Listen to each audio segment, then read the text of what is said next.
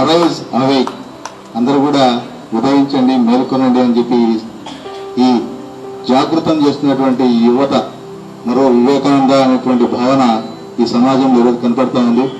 ఆ స్వామి వివేకానంద చెప్పినటువంటి ఒక సూక్తి మీ అందరూ కూడా గుర్తు చేస్తాను. అది నిజంగా నాకు కనపడతా ఉంది ఇక్కడ. ఎందుకంటే ఆయన చెప్పింది ఒక మంచి సూక్తి, అది నాకు ఇక్కడ ప్రస్ఫుటంగా నాకు కనపడతా ఉంది. 10 మంది ధనవంతులతో ఒక నిరుపేద తిరిగితే ధనవంతుడు కాలేడు. 10 మంది ధనవంతులతో ఒక నిరుపేద తిరిగితే ధనవంతుడు కాలేడు. 10 మంది విద్యావంతులతో ఒక విద్యావంతుడు తిరిగితే విద్యావంతులు అవుతారని చెప్పినటువంటి స్వామి వివేకానంద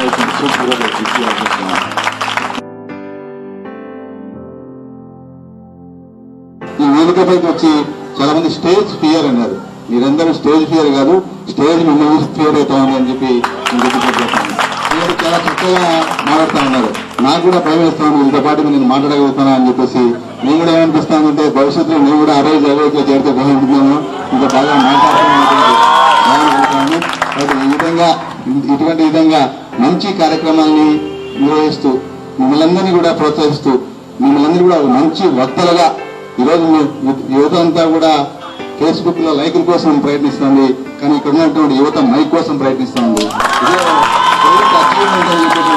నా భావన. వాటి మిమ్మల్ని కూడా మనస్ఫూర్తిగా అభినందిస్తూ మా సోదరుడు శివాజీ, 2 పేర్లు ఇవి. శివాజీ అంటే నాకు స్ఫూర్తి. ఏ శివాజీ అంటే హిందూ ధర్మ సామ్రాజ్య స్థాపన కోసం కృషి చేసినటువంటి ఆనాటి శివాజీ అంటే నాకు స్ఫూర్తి, ఛత్రపతి శివాజీ గారు. అదేవిధంగా శంకర్, శివాజీ సినిమా చూసినటువంటి దర్శకుడు శంకర్ అంటే ప్రఖ్యాతి. కానీ ఈ శివాజీ శంకర్ 2 పేర్లు కలిసినటువంటి శివాజీ శంకర్ అంటే నాకు ప్రీతి. ఎందుకంటే అరైజ్ అవేక్, అందరూ కూడా ఉదయించండి, మేల్కొనండి అని చెప్పి ఈ జాగృతం చేస్తున్నటువంటి యువత, మరో వివేకానంద అనేటువంటి భావన ఈ సమాజంలో ఈరోజు కనపడతా ఉంది. ఆ స్వామి వివేకానంద చెప్పిన